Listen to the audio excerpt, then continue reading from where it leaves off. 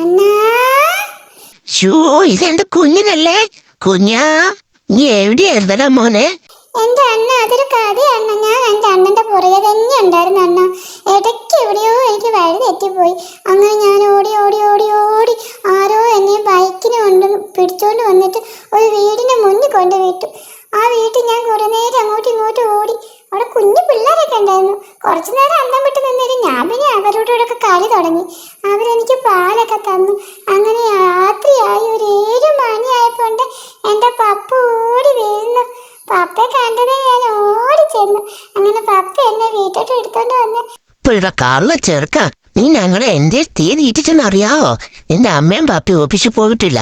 കാരണം അന്ന് അമ്മ എണീറ്റിട്ട് പോലുമില്ല. ഞാനൊരു വെള്ളം പോലും കുടിച്ചിട്ടില്ല. നിനക്കറിയാവോ? അണ്ണ എനിക്ക് എന്റെ അണ്ണനെ കാണാൻ സങ്കടമായിരുന്നു അണ്ണ. അണ്ണൻ എവിടെയാ, അണ്ണൻ എവിടാന്ന് ഞാൻ കൊറേ കരഞ്ഞു വിളിച്ചു. അണ്ണനെ കണ്ടില്ല. നേരം വെളുത്ത് പപ്പ ഓഫീസിൽ പോകാനുള്ള എല്ലാ വട്ടം വീടുമായി. അങ്ങനെ ഇങ്ങനെ അവിടെ നോക്കിയിരിക്കുക.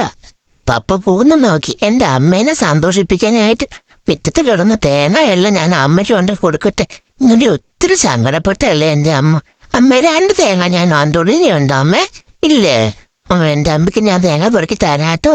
പപ്പ പോവാ. പപ്പ പോകുമ്പോ ഞാനും കുഞ്ഞിനും കൂടെ സിറ്റൗട്ട് നോക്കിയിരിക്കും.